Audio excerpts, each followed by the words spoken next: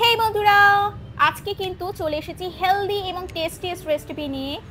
আশা করি আপনারা সকলেই খুব ভালো আছেন। দেখুন, একদম হেলদি এবং টেস্টি রেসিপি নিয়ে চলে এসেছি চিকেন স্টু এর।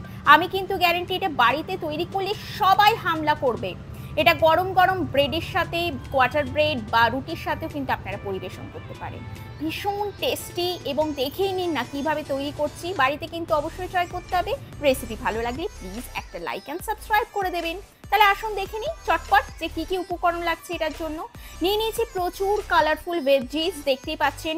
বেল পেপার, গ্রিন ক্যাপসিকাম নিয়ে নিয়েছি, গাজর, মটরশুঁটি আপনাদের কাছে অ্যাভেলেবেল থাকলে অবশ্যই দেবেন, বরবটি যেহেতু আমার এখানে বিনস অ্যাভেলেবেল ছিল না, আর ছোট পেঁয়াজ নিয়ে নিয়েছি, আর 2 থেকে 3টে কাঁচা লঙ্কা, আর সামান্য পরিমাণ লবণ আর হলুদ গুঁড়ো ইউজ করব। প্রথমেই আমি একটা বাউলে মাংস নিয়ে নিয়েছিলাম, চিকেন অবশ্যই 300 গ্রামের মতো, 2টো লেগ পিস অ্যান্ড বাকিটা ছিল থাই। এখানে আপনারা শুধু কিন্তু ব্রেস্ট পিস দিয়েও করতে পারেন, ভীষণ ভালো লাগবে খেতে। প্রথমেই ম্যারিনেশনের জন্য দিয়ে দিয়েছি লবণ, হলুদ গুঁড়ো। এখানে কিন্তু আমি হলুদ গুঁড়ো ব্যবহার করেছি, তবে অনেকেই ব্যবহার করেন না। তবে আমি বলবো একবার হলেও ট্রাই করে দেখবেন। যাদের আমার মতো হোয়াইটিশ চিকেন খেতে অসুবিধা বা একটু প্রবলেম হয়, তার জন্য কিন্তু এটা অবশ্যই ট্রাই করবেন। এখানে আমি কিছুটা ক্রাশড গার্লিক দিয়ে দিয়েছি, মানে এইরকম গ্রেট করা গার্লিক, আর দিয়ে দিয়েছি আদার গ্রেট করে নিয়েছি, তবে আপনারা চাইলে পেস্টও দিতে পারেন। তবে এখানে অপশনাল হিসেবে আপনারা অ্যাড অন করতে পারেন লেবু রস। আমি এখানে লেবু রসটা অ্যাড করিনি।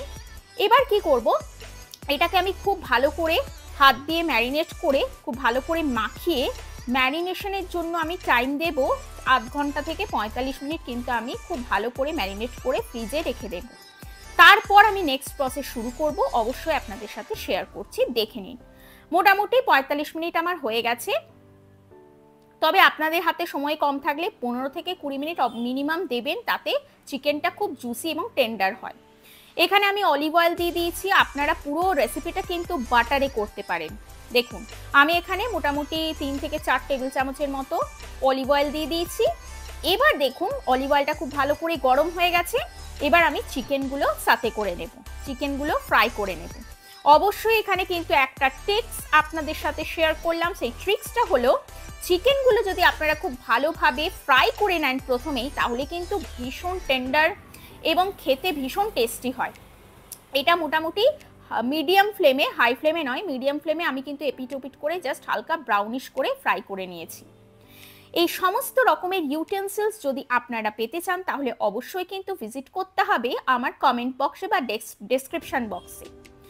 এখানে কিন্তু ডেসক্রিপশন বক্সে সমস্ত রকমের কিন্তু ইউটেন্সিলসের লিঙ্ক দেওয়া হয়েছে, শেয়ার করা হয়েছে। আপনারা চাইলে কিন্তু অবশ্যই পারচেস করতে পারেন এবং ডিসকাউন্টেড প্রাইসে।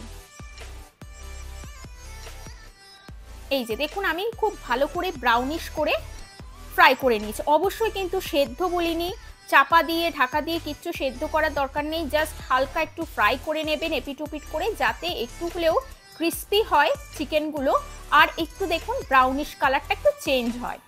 এইভাবে কিন্তু আমি ফ্রাই করে নিয়েছি। এবার এমনভাবে তেল দিয়েছি যে যাতে আমার পুরো রেসিপিটা এই তেলেই হয়ে যায়। দেখুন, এখানে আমি ওই তেলেই কিন্তু আমি ফোড়ন হিসেবে দিচ্ছি চেরা কাঁচা লঙ্কা। এবার হালকা একটু এপিট ওপিট করে নেক্সট ইনগ্রিডিয়েন্টসগুলো অ্যাড করতে থাকবো। দেখুন, এখানে আমি হালকা সামান্য পরিমাণ রসুন কুচি বা গ্রেটেড গার্লিক দিয়েছি, খুব সুন্দর ফ্লেভার আসে। ওই যে বললাম, একবার হলেও বন্ধুরা এটা বাড়িতে ট্রাই করে দেখবেন। আমি গ্যারেন্টি যারা চিকেন স্টিউ একেবারে পছন্দ করতেন না, তারা কিন্তু ভীষণ ভালোবেসে এটা কিন্তু খাবেন, এটা আমার তরফ থেকে গ্যারেন্টি। যাদের প্রবলেম হতো যে চিকেনে একটা গন্ধ স্মেল আসতো লাগার জন্য খেতেন না, অ্যাভয়েড করতেন, তারা কিন্তু এটা অবশ্যই ট্রাই করবেন। আর সেখানে যে সমস্ত সবজিগুলো আমি অ্যাড করেছি, যাদের যাদের কাছে যা যা উপকরণ আছে, সবজি থাকবে অ্যাভেলেবল, আপনারা কিন্তু অ্যাড করবেন। এখানে আমি অ্যাড করেছিলাম হাফ টমেটো, হাফ দেখুন কিউব করা আছে টমেটো আমি অ্যাড করেছি। এই যে এটাকে আমি খুব ভালো করে সাথে করে নেব। এবার দেখুন, আমি এর মধ্যে অ্যাড করব সামান্য আন্দাজ মতো স্বাদ অনুযায়ী লবণ এবং হলুদ গুঁড়ো। আপনারা খুব ভালোবাসা দিচ্ছেন, সাপোর্ট করছেন, তার জন্য অসংখ্য ধন্যবাদ। এবং আরও নিত্য নতুন রেসিপিস দেখার জন্য কিন্তু বেল আইকনটা ক্লিক করতে ভুলবেন না। তাতে করে আপনারা কিন্তু সর্বপ্রথম ভিডিও আপলোড করার সাথে সাথেই কিন্তু প্রথমেই নোটিফিকেশন পেয়ে যাবেন। এবং প্লিজ যদি ভালো লেগে থাকে রেসিপিটা দেখে অবশ্যই কিন্তু একটা লাইক অ্যান্ড সাবস্ক্রাইব করে দেবেন বন্ধুরা। এটা আমার তরফ থেকে একটা রিকোয়েস্ট রইল। এবার দেখুন এখানে আমি ব্যবহার করছি 1 টেবিল স্পুনের মতো ময়দা। তবে ভয় পাবেন না, এটা আমি হেলদি বলেছি অবশ্যই। আপনারা কিন্তু এটার পরিবর্তে মানে ময়দার পরিবর্তে অবশ্যই চোখ বন্ধ করে আপনারা বিশ্বাস করে কিন্তু আটা 1 টেবিল স্পুন আটা ব্যবহার করবেন। এবার কি করব, যাতে ময়দা বা আটার গন্ধটা খুব তাড়াতাড়িভাবে চলে যায়, ওই জন্য খুব ভালোভাবে আমি কিন্তু মিডিয়াম ফ্লেমে খুব ভালো করে জিনিসটা ভুনে নেব, মানে আর কি কষে নেব, যাতে কাঁচা গন্ধটা চলে যায়, আটার হোক বা ময়দাই অ্যাড করে থাকুন না কেন। আমি এখানে অ্যাড করছি সামান্য কিছু সিজনিং, যেমন মিক্স হার্বস, চিলি ফ্লেক্স এবং পার্সলে। তবে আপনাদের কাছে যদি পার্সলে যদি অ্যাভেলেবেল নাও থাকে, আপনারা কিন্তু ধনেপাতা কুচি দিতে পারেন। ফ্রেশ পার্সলে যদি কারো কাছে থাকে সেটাও দিতে পারেন। অবশ্যই ভীষণ ভালো লাগবে খেতে এবং মুখরোচক একটা জিনিস এটা। কিন্তু আমরা দেখুন চিকেন স্টিউ কিন্তু প্রতিদিন বা প্রায়শই সপ্তাহে 2-3 দিন খাওয়া মোটেই হয় না। ওই জন্য যখন আপনারা বানাবেনই তখন কিন্তু মাঝে মাঝে এইরকম চিকেন স্টিউ অবশ্যই ট্রাই করতে পারেন। হেলথের কথা মাথায় রেখে আমি বারবার বলছি, আমি এখানে ময়দা দিয়েছি 1 টেবিল স্পুন। আপনারা কিন্তু তার পরিবর্তে অবশ্যই আটা দিয়ে করতে পারেন, কোনো অসুবিধে নেই। কর্নফ্লাওয়ার কারণ দিইনি, এটাই একটাই কারণ, সেটা হলো কর্নফ্লাওয়ার দিয়ে কিন্তু বেশিক্ষণ কুক করা যাবে না, তাতে করে কিন্তু দলা বা খুব স্টিফ হয়ে যেতে পারে স্টিউটা। ওই জন্য কর্নফ্লাওয়ারটা আমি যতটা সম্ভব পেরেছি অ্যাভয়েড করি। এখানে আমি এবার খুব ভালো করে, যেহেতু কাঁচা গন্ধটা আমার চলে গেছে, এবার খুব ভালো করে আমি কষাকষি হয়ে জল দিয়ে দিয়েছি। কষে নিয়ে আমি কিন্তু ভালো করে জল দিয়ে দিয়েছি, দেখতে পাচ্ছেন পর্যাপ্ত পরিমাণ জল। এবার দেখুন স্টিউয়ের পরিমাণ, আপনারা যতটা পরিমাণ ঝোল চান বা স্টিউ চান সেই অনুযায়ী কিন্তু আপনারা জলটা দেবেন অবশ্যই। এখানে আমি আরেকটু নাড়াচাড়া করার পর আরেকটু কিন্তু গরম জল দিয়েছি। গরম জল দেওয়ার একটাই কারণ, খুব সুন্দরভাবে কিন্তু চিকেনগুলো টেন্ডার হয় এবং কুকড হয়, খুব সুন্দরভাবে সফটনেস নিয়ে আসে। হঠাৎ করে আপনারা যদি ঠান্ডা জল বা রুম টেম্পারেচার জল অ্যাড করেন তাহলে কিন্তু চিকেনগুলো একটা খুব চিউই হয়ে যাওয়ার চান্স থাকে। এবার দেখুন আমি ফোটার অপেক্ষা না করে কিন্তু চিকেনের পিসগুলো অ্যাড করে দিয়েছি। এবার স্টিউটাকে ততক্ষণ পর্যন্ত আমরা কুক করব যতক্ষণ না ভেজিটেবলস এবং চিকেনগুলো ভালো করে বয়েলড এবং কুকড হয়। দেখুন খুব ভালো করে আমি দিয়ে নাড়াচাড়া করে কিন্তু চাপা দিয়ে একেবারে রেখে দিয়েছিলাম। 1/2 ঘন্টা থেকে 45 মিনিট আমার মোটামুটি কুক হতে সময় লেগেছে, চিকেনটা টেন্ডার হতে মোটামুটি 1/2 ঘন্টা তো লাগবেই।